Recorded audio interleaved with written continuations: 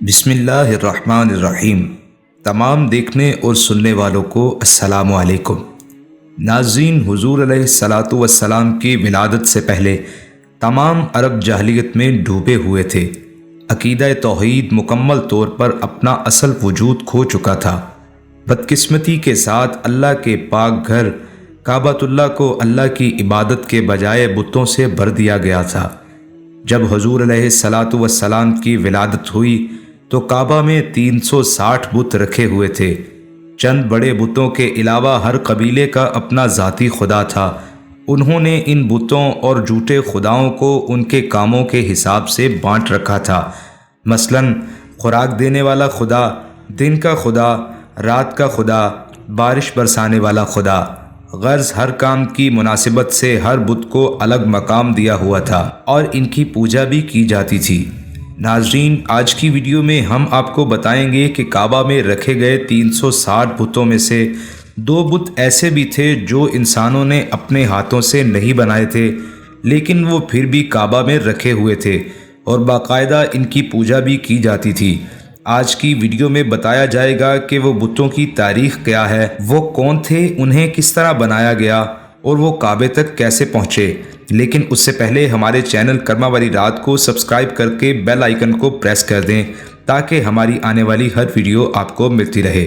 ناظرین، حضور علیہ الصلاۃ والسلام کو 40 سال کی عمر میں نبوت عطا ہوئی تو آپ نے اللہ کے حکم سے اللہ کے دین کی تبلیغ شروع کر دی تو کفار نے آپ پر ظلم و جبر کے پہاڑ توڑ دیے اور 13 سال کے بعد 53 سال کی عمر مبارک میں آپ صلی اللہ علیہ وآلہ وسلم مدینہ منورہ ہجرت کر گئے۔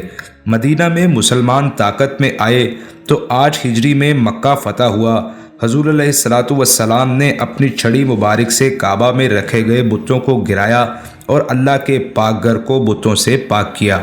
8 ہجری کو حضور علیہ الصلاۃ والسلام کے مبارک ہاتھوں سے مکہ فتح ہوا تو آپ صلی اللہ علیہ وآلہ وسلم مسجد الحرام میں قرآن پاک کی یہ آیت پڑھتے ہوئے داخل ہوئے، جاء الحق وزہق الباطل ان الباطل کان زہوقا۔ حق آیا اور باطل مٹ گیا، اور باطل کو تو مٹنا ہی تھا۔ زمانہ جاہلیت میں کعبہ مشرفہ کے گرد عرب کے ہر قبیلے نے اپنے اپنے بت رکھے ہوئے تھے جن کی تعداد 360 تھی۔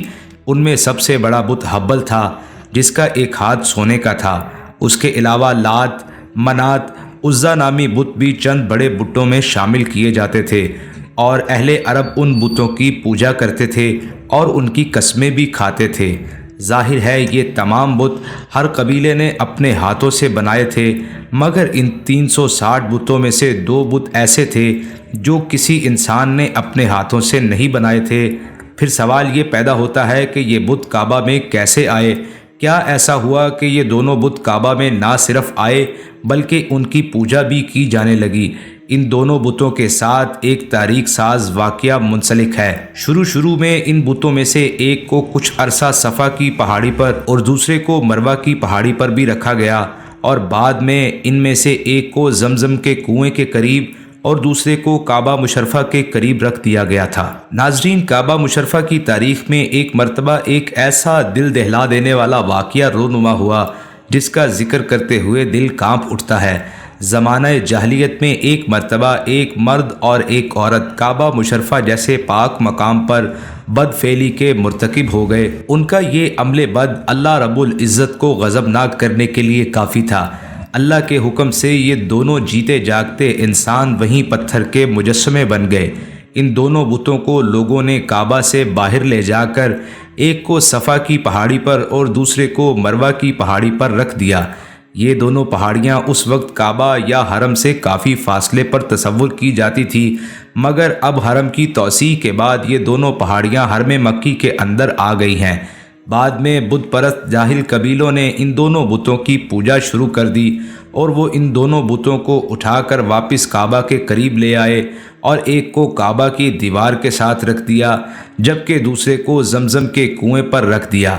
تاریخ میں مرد والا بت اصاف اور عورت والا بت نائلہ کے نام سے یاد کیا جاتا ہے۔ یہ دونوں بت جہاں اپنے اس گھناؤنے فعل کی وجہ سے تاریخ کا حصہ بنے ہوئے ہیں، وہیں کعبہ مشرفہ میں رکھے ہوئے 360 بتوں میں سے یہ 2 بت ایسے تھے جن کو کسی انسان نے اپنے ہاتھوں سے نہیں بنایا تھا، بلکہ یہ حکم ربی سے خود بخود انسان سے بت بن گئے تھے۔ اس واقعے کا ذکر تفسیر ابن کثیر میں بھی ملتا ہے۔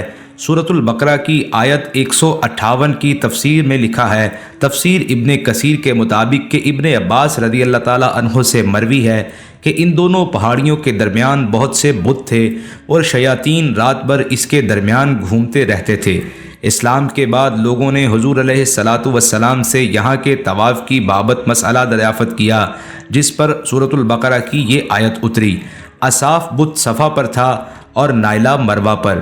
مشرک لوگ انہیں چھوتے تھے اور چومتے تھے۔ اسلام کے بعد لوگ اس سے الگ ہو گئے۔ اس کے بعد یہ آیت اتری جس سے یہاں کا طواف ثابت ہوا۔ سیرت محمد بن اسحاق میں ہے کہ اصاف اور نائلہ 2 مرد و عورت تھے۔